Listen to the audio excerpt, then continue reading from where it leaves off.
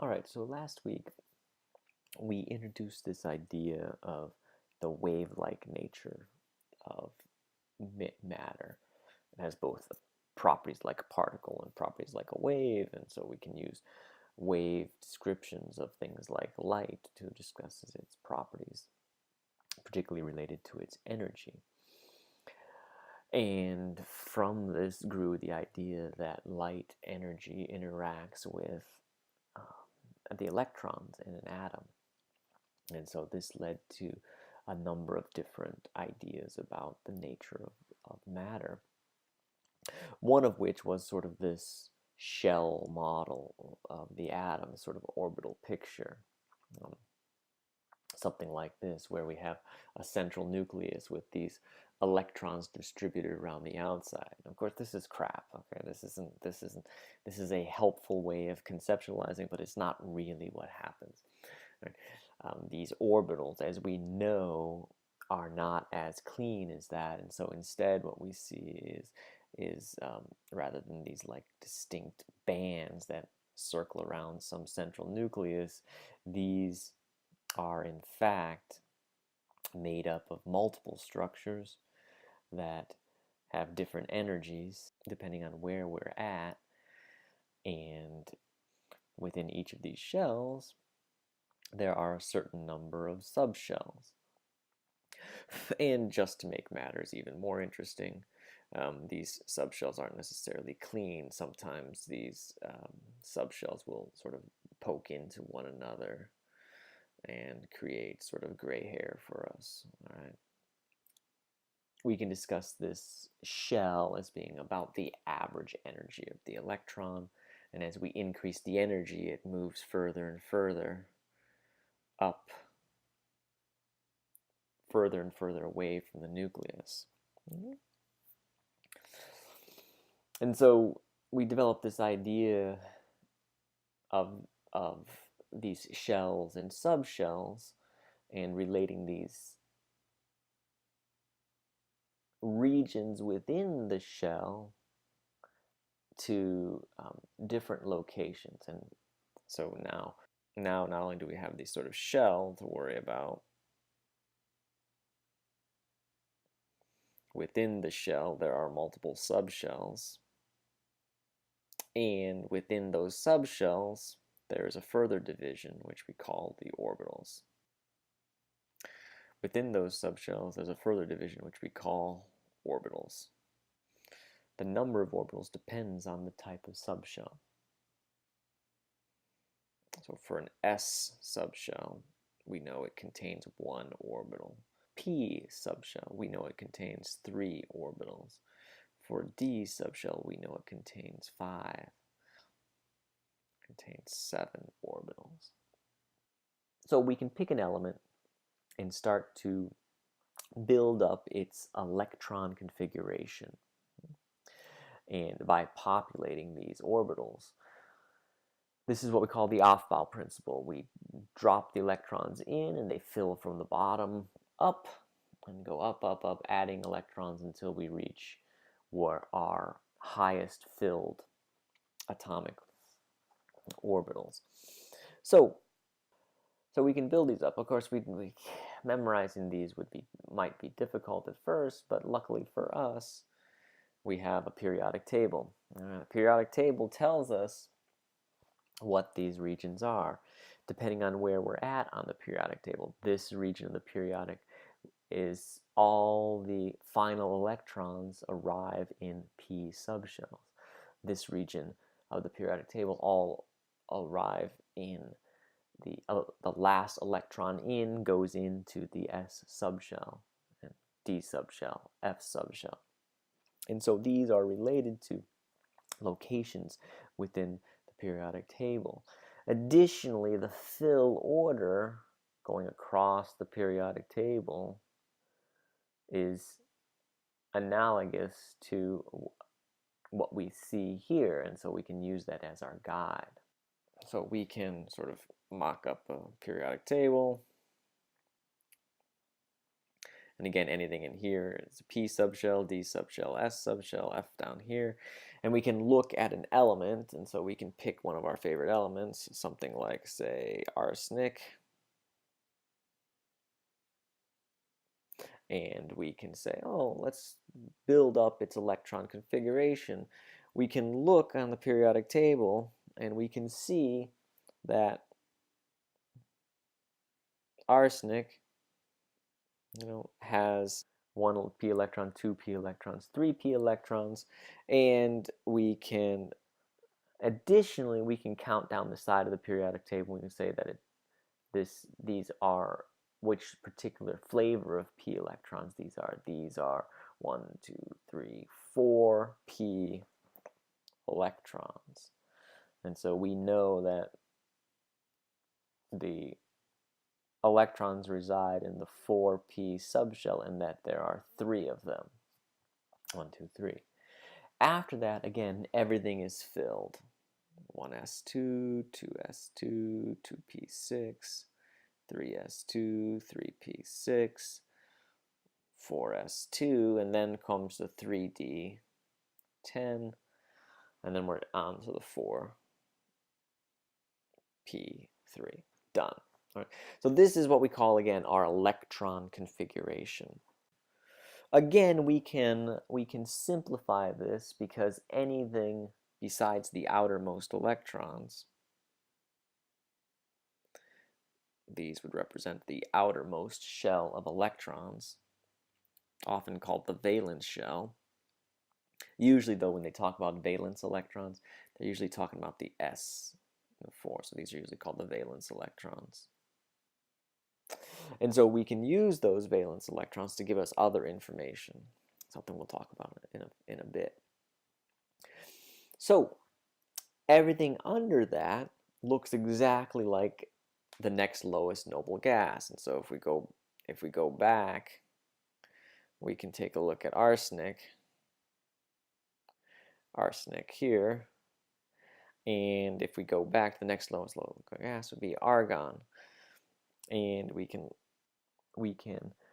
look at arsenic, and the next closest noble gas, going back, is argon. And so we can redraw this as arsenic having an argon core. Again, we put it in brackets. 4s2, 3d10, 4p3. Simplifying. Again, don't do the noble gas shortcut if I tell you to write the complete electron configuration. I expect to see it all. Right? So, and again, this idea of valence electrons, new concept, are just the 4s, and this would be the s and the p electrons in the outermost shell. So, what about these orbitals? Looking at these compounds, people began to notice that things were a little bit different than what they had originally stated. So instead, let's talk about orbitals and orbital configuration. So if we take a look at something like carbon, electron configuration would be 1s2, 2s2, 2p2. We can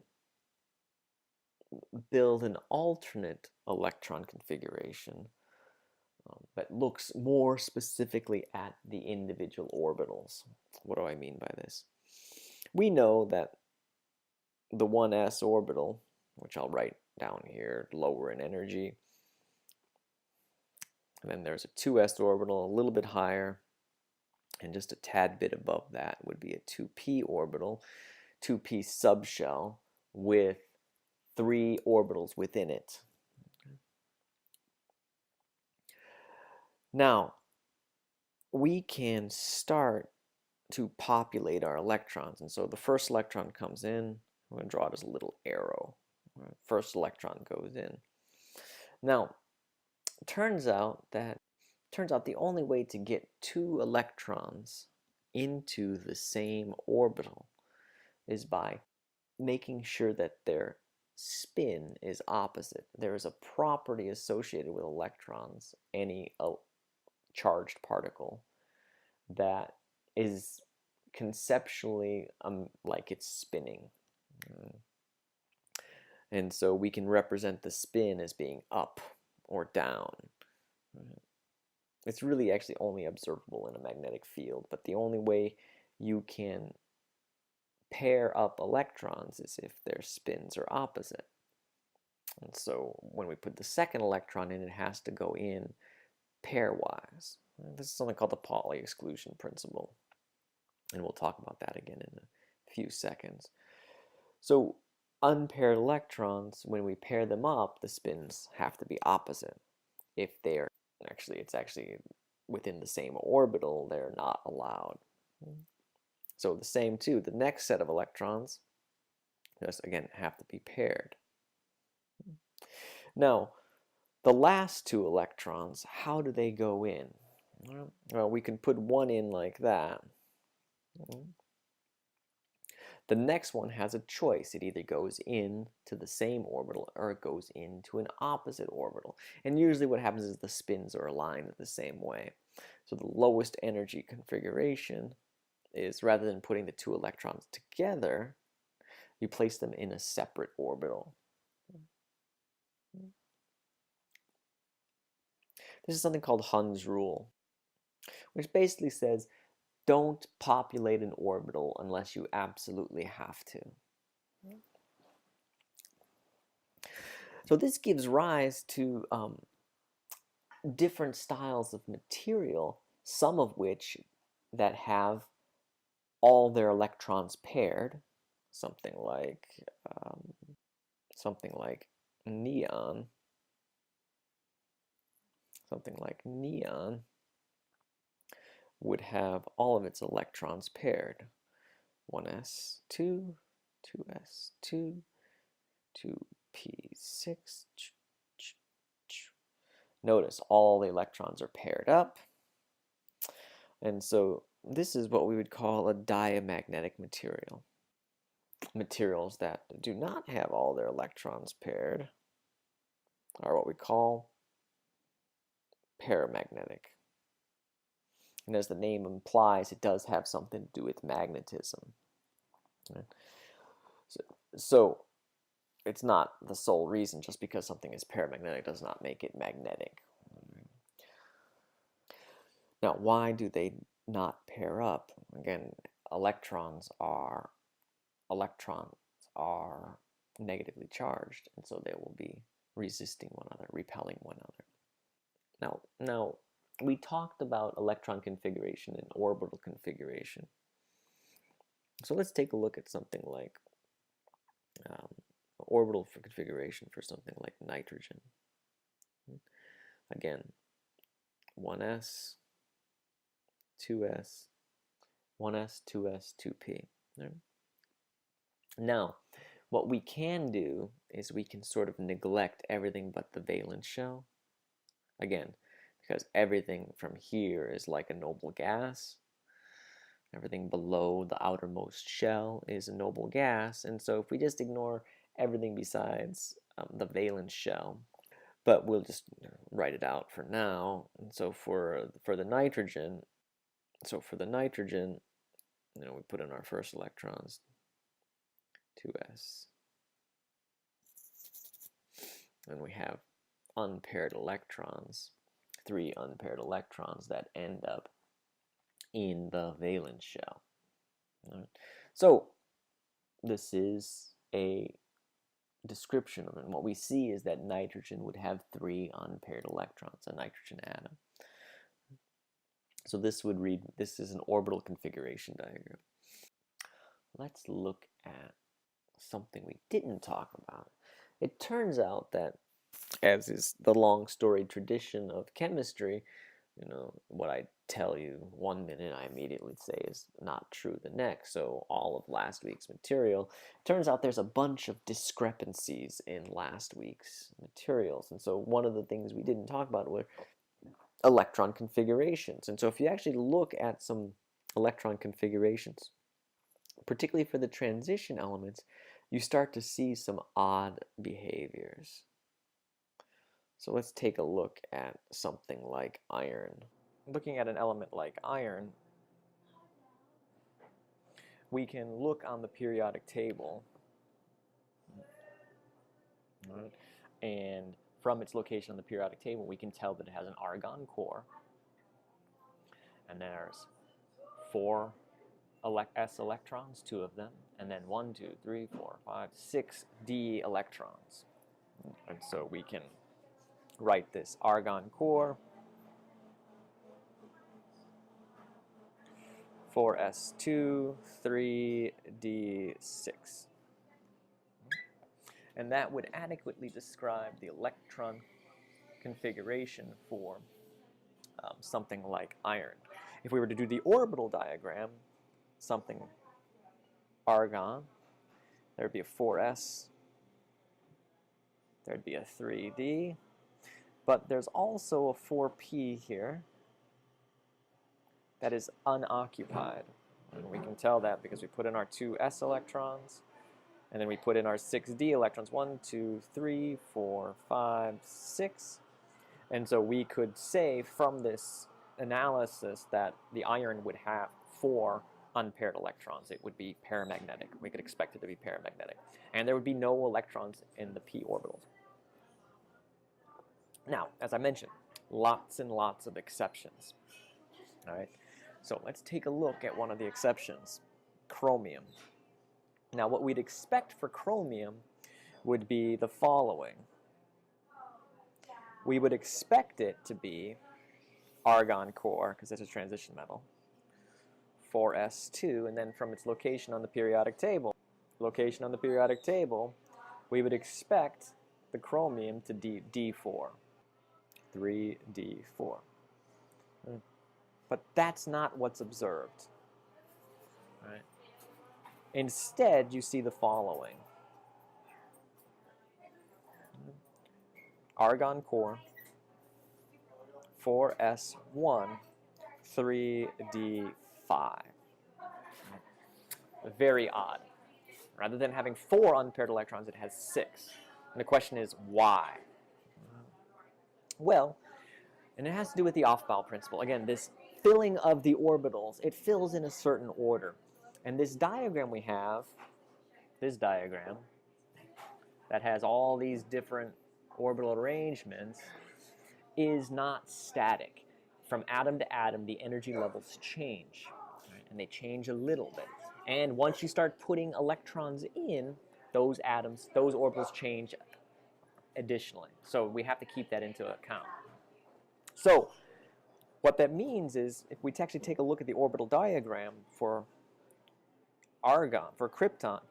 for chromium, what we see is 4s orbital, of course our 3d orbitals, and then we have our 4p's up at the higher level. And notice this electron configuration, rather than place the electron where we'd expect it there, this electron is promoted to this unoccupied orbital here, generating an alternate structure like that. So, why? Well, it turns out, notice this shell. This subshell is now half filled. All of the orbitals in that d subshell are populated. And this leads to an energy savings, and it brings down the energy level. Now, many, many different compounds undergo this same sort of transition, where populating an orbital leads to a preferred generation. You can actually see this in copper too. Okay? If we take a look at copper, if we look at copper, what we see is copper has, we would expect copper to be D9. We would expect copper to be D9, but again, argon core, 4s. I'm going to neglect the 4p's, 3d, but instead, again, like the chromium,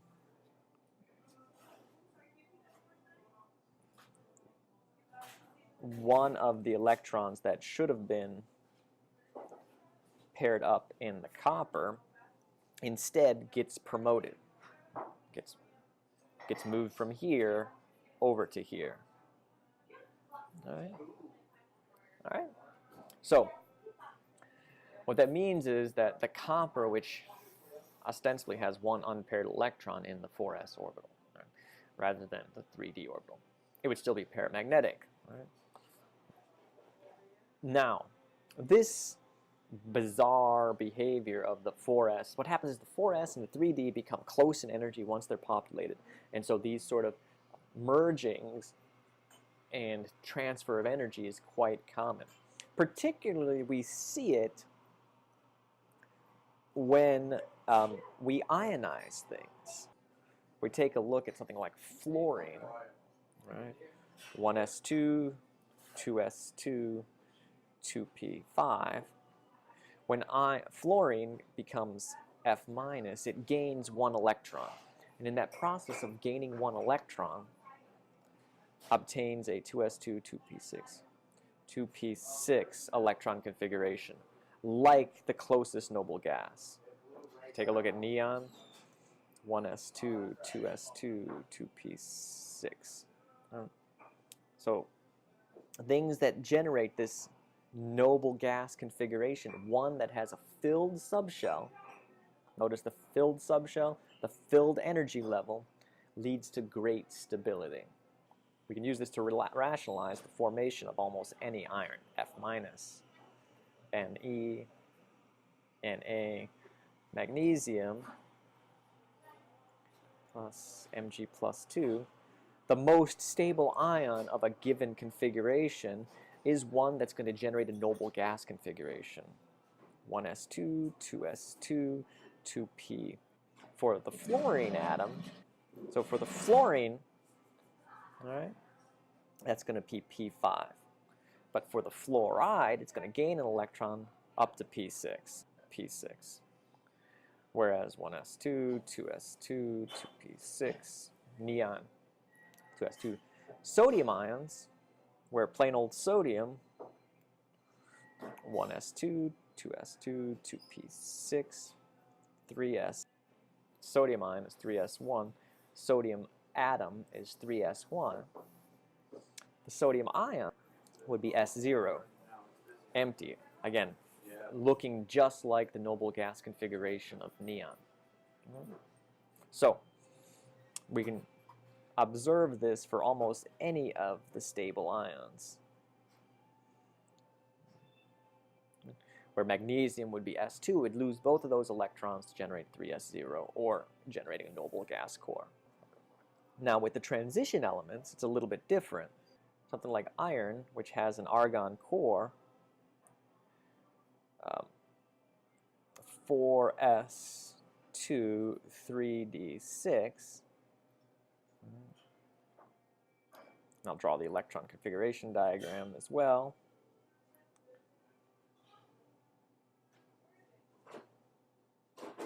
Unpaired electrons, 3d6. Iron, 4s2, 3d6. Transition metals, on the other hand, when they ionize, they lose electrons preferentially from the 4s orbital. Here. Why? I don't know. No, short answer is they become lower a little bit by ionizing. They become a little bit lower in energy. They become a little bit higher in energy, and stripping out the electrons from the 3d orbital causes a shift in the orbital energies. In other words, because. It happens because. All right? So when they ionize, this explains why most transition metals usually form a positive 2 ion, because they usually have a filled subshell. So this 4s orbital loses its electrons to generate a Fe plus 2, we get 4s, 1, 2, 3, 4, 5, 3d, and would have this electron configuration. So transition metals, when they ionize, usually first lose their electrons from the s orbital. This also explains why copper is a +1 ion. It typically has a stable +1 ion. Now, if you observe this, iron has an alternate stable ion. Iron +2 is good, so it also has an alternate form where it loses this electron to generate an Fe+3, which would have a partially filled D subshell and an empty S subshell. So you can use this differential removal of electrons to generate partially filled subshell or empty subshells as a gauge and why things are stable or not, what typical ions are stable. What's beneficial is a filled subshell or a half-filled subshell. That leads to great stabilization benefits. And we can use electron configuration and electronic structure to rationalize which ions are stable.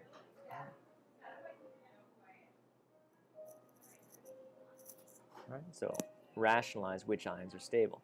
So we can say, why would Na plus be more stable than Na plus 2? And if we look at the electron configuration, 1s2, 2s2, 2p6, this is exactly analogous to a neon noble gas configuration, much more stable than a 1s2, 2s2, 2p5, which would be Na plus 2, not a noble gas configuration. So, electron configuration, electron and orbital configuration diagrams tell us a lot about the stability of various materials and why things do what they do. Why does sodium form a potassium 1? Now, we don't have to rely on complex electron configuration diagrams. As it turns out, we can use what's called the Octet Rule, which basically says things will lose or gain electrons up until 8. But if we take a look at a material, a generic, it's usually NS2, NP6, and there may be some d electrons in here. At its most generic, all right, all of the elements on the periodic table, particularly those regions here and here, typically form ions related to this octet, again, gaining or losing electrons. And so we can classify these electrons in the S and P subshell as what are called valence electrons. And typically ions that shoot for 8 valence electrons or 0, which means an empty shell, or a full shell, the next one, empty being the next lowest shell, will typically be stable ions. And so we can use this octet rule, finding electrons up to 8, to tell us a lot. So if we look at something like phosphorus, has 5 valence electrons, we'll want to get up to 8 to give us a P-3 ion, right? Which incongruence with the things that we talked about earlier in the semester. Right? So all about electron configuration, because that ends up giving us a 3s2, 3p6 electron configuration with this is a neon core, argon core, a neon core with a neon core. Right. Explains why this ion is stable. Short answer, it's stable because the electron configuration. Full shell, empty shell, or half-filled subshell are all beneficial. In fact, this will play an important role when we get to periodic trends, of which charge is part of that.